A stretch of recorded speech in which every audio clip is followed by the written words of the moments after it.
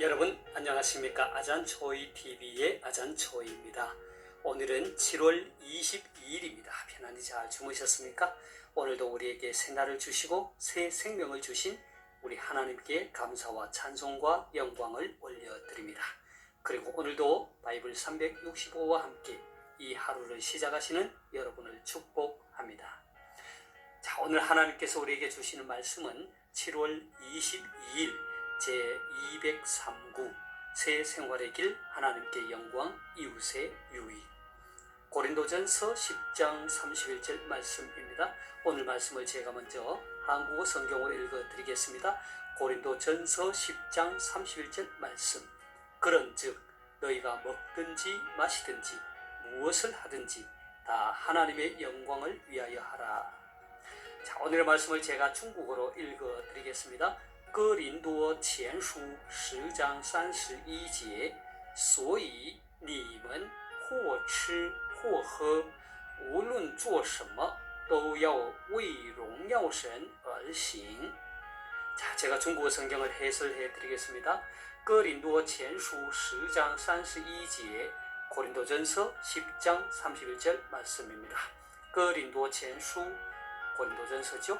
所以你们或吃或喝无论做什么 자, 所以 하면 그러므로 你们 너희가 或吃或喝或 하면 뭐뭐 하든지 뭐뭐 하든지 或吃 먹든지 혹은 或喝 마시든지 无论做什么 무엇을 하든지 우룬이라 말은 무엇을 막론하고 做什么 무엇을 하든지 막론하고 所以你们或吃或喝无论做什么 그런즉 너희가 먹든지 마시든지 무엇을 하든지 都要为荣耀神而行 또 모두 다 要为 그리고 중간에 뭐가 나오고 而行 하면 무엇을 위해서 행하라 이런 뜻이죠.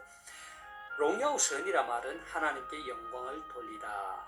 그래서 都要为荣耀神而行 하면 다 하나님의 영광을 위하여 하라. 그런 뜻입니다. 자, 다시 한번 제가 중국어 성경을 전체적으로 정리하겠습니다. 哥林多前书10장 31节 고린도전서 10장 31절 말씀입니다. 所以你们或吃或喝无论做什么 그러므로 너희가 먹든지 마시든지 무엇을 하든지 都要为荣耀神而行 都要为荣耀神而行 하면 다 하나님의 영광을 위하여 하라. 되겠습니까?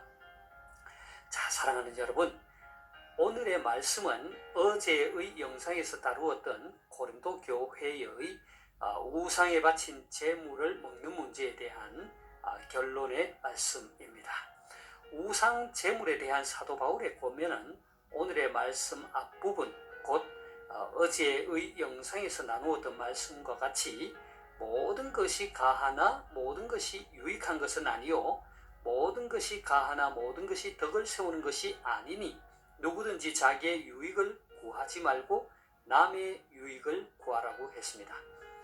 그러니까 그리스도인은 언제나 자기보다는 다른 사람의 유익을 우선적으로 추구해야 한다는 것입니다. 왜냐하면 모든 것이 가하지만 모든 것이 유익하거나 또 모든 것이 덕을 세우는 것은 아니기 때문입니다. 사도 바울은 이를 설명하기 위해 다시 우상에게 바친 제물을 먹는 문제를 거론합니다. 함께 25절에서 27절을 보겠습니다. 무릇 시장에서 파는 것은 양심을 위하여 묻지 말고 먹으라.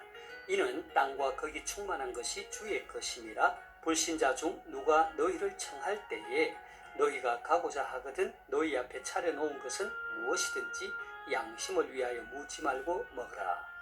그러니까 그리스도인은 자유롭기 때문에 비록 그것이 우상 제물이라 할지라도 거리낌이 없이 감사함으로 먹을 수 있다는 것입니다. 그런데 만일 우상 제물을 먹는 것이 아직 영적으로 성숙하지 못한 자들의 양심에 영향을 미쳐서 실족해 할 가능성이 있다면 먹지 않는 것이 그리스도인의 미덕이요 그의 자유를 올바르게 사용하는 것이라고 바울은 말합니다. 그래서 28절에서 30절 말씀을 함께 보겠습니다. 누가 너희에게 이것이 재물이라 말하거든 알게 한 자와 그 양심을 위하여 먹지 말라. 내가 말한 양심은 너의 것이 아니요 남의 것이니 어찌하여 내 자유가 남의 양심으로 말미암아 판단을 받으리요.